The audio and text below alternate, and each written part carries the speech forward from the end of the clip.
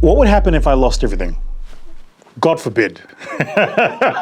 God forbid. I bind it in the name of Jesus. I send that demon away. Here's an interesting thought experiment. Like one of my team members was like, what would happen if you lost everything and you had to start again? You lost the venture capital fund, you lost the consulting firm, you lost the board seats, you lost their shares in the different companies and stuff that you've done, you lost the publishing and the publishing rights and all of that stuff, you lost the speaking career, you lost the keynotes, you lost. Like all of these things that fill up your time, gone. And you were starting all over again in South Africa in 2026. What would you do?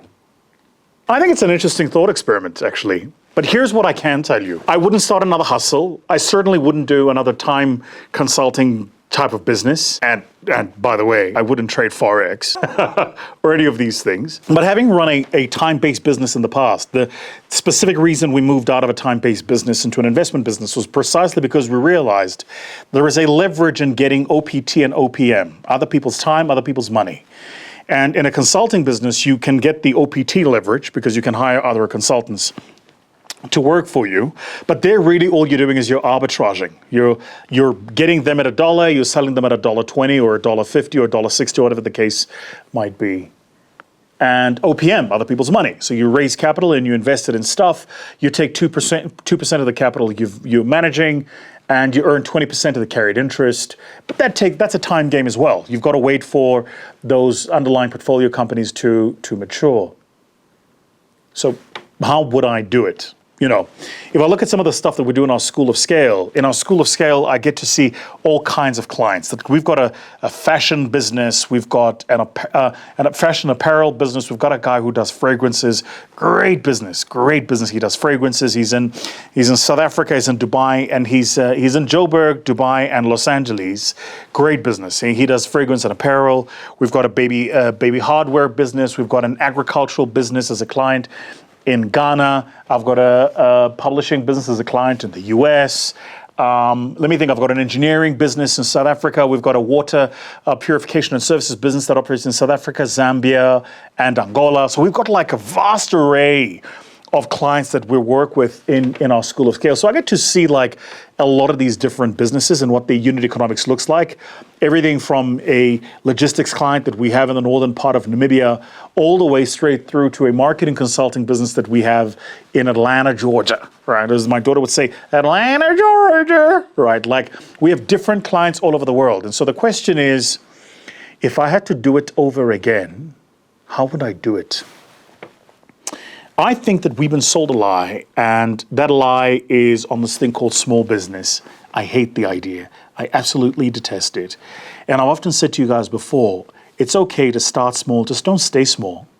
One of my most viral keynotes that I ever did was at the TEDx in Namibia, close on 10 years ago now.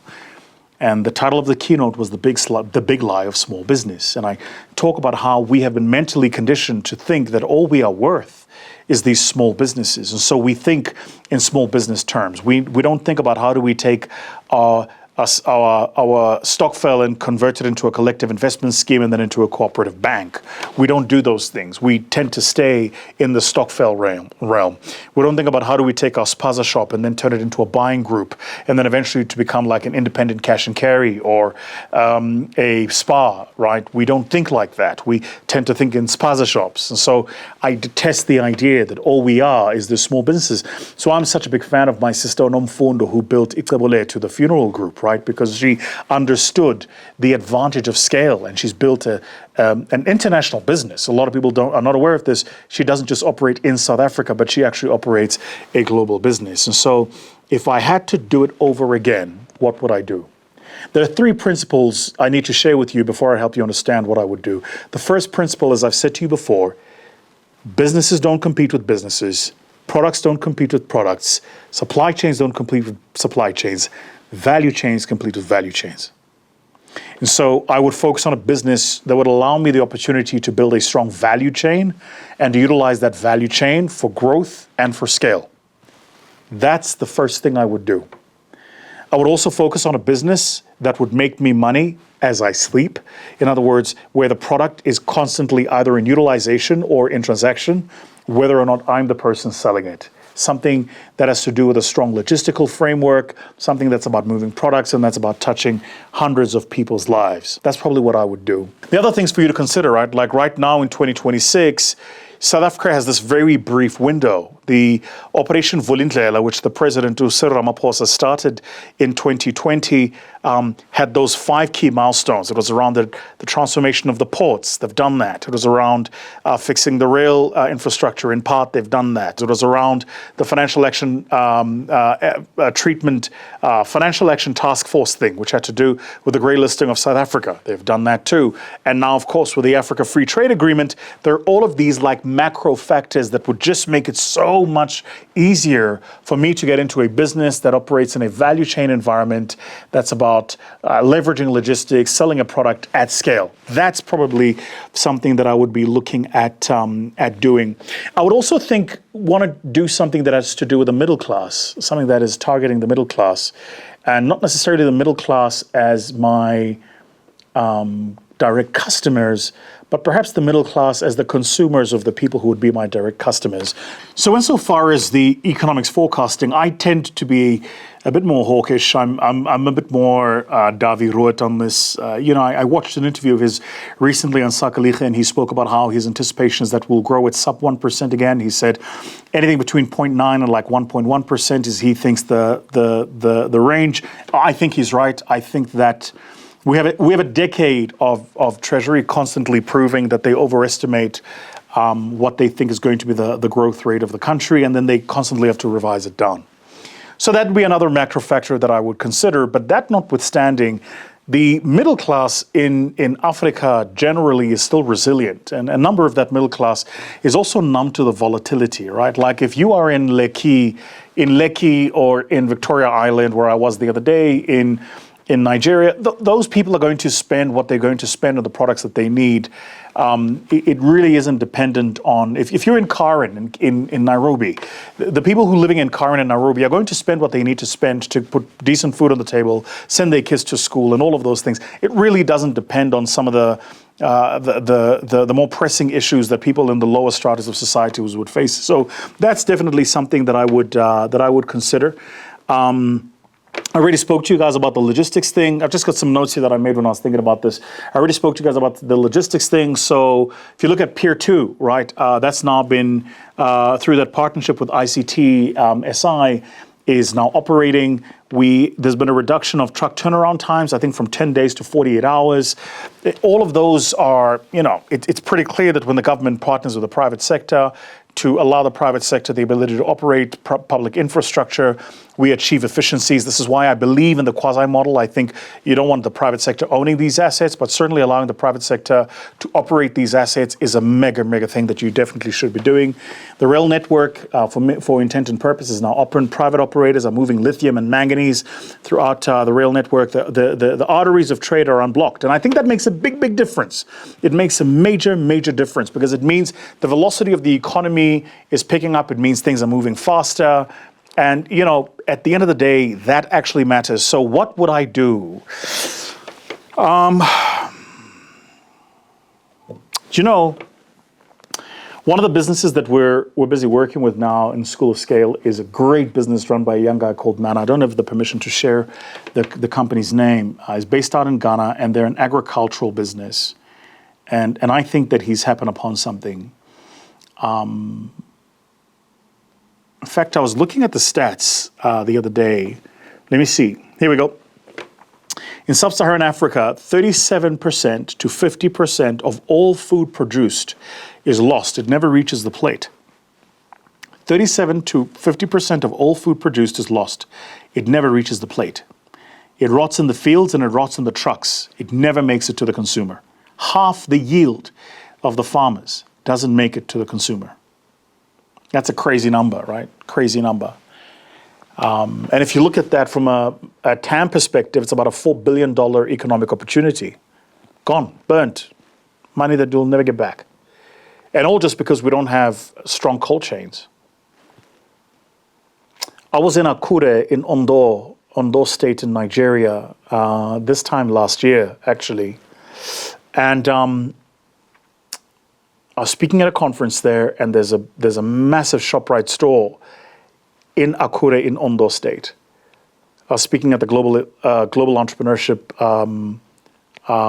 Forum platform. So anyway, I head over to the ShopRite. Whilst there, I said to my security, take me to the ShopRite.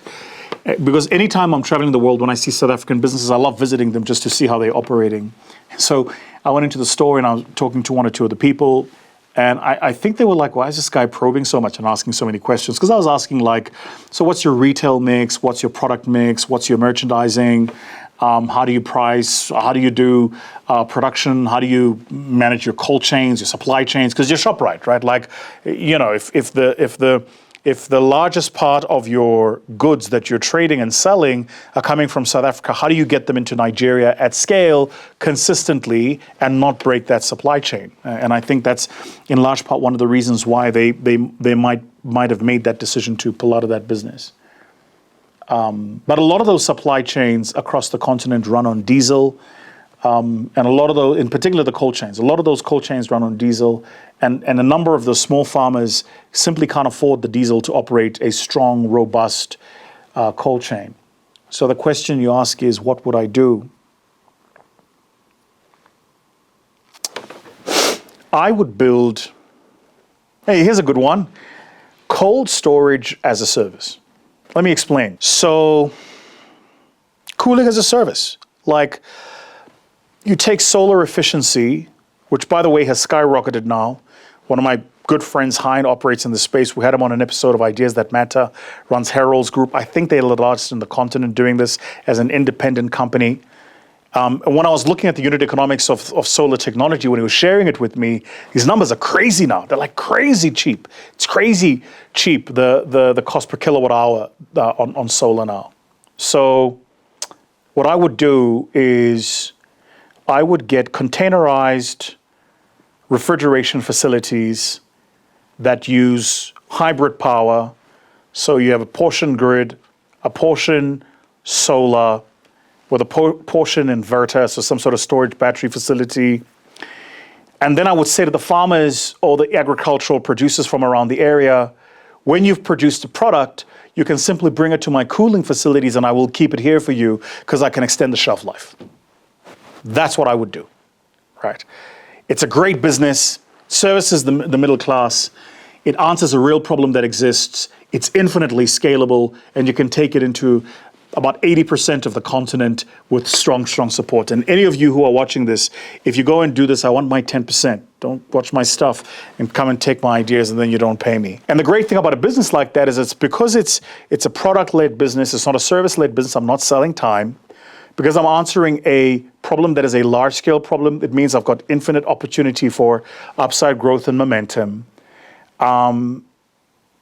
Because I'm answering a product that is also a problem that is happening in situ, it means I have the opportunity to develop really, really strong distribution networks. And because it's in an ecosystem that already exists, there are already producers, there are farmers, and there are consumers, it means I would simply plugging into an ecosystem that already exists, and I would be making just so much more impact.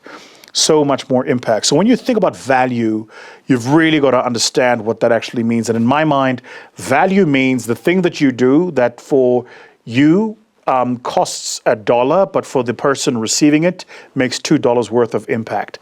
That additional dollar between what it costs you and what the impact they get, that's the value that you've created in society. That's what I would do if I was starting my life all over again in 2026. Notice this said nothing about TikTok, Shorts, nothing about social media, nothing about that stuff. Because I think uniquely for where Africa is and the challenges that we've got, it really is for us about how do we answer questions on the base root, at the grassroots, and making difference for people and people's lives.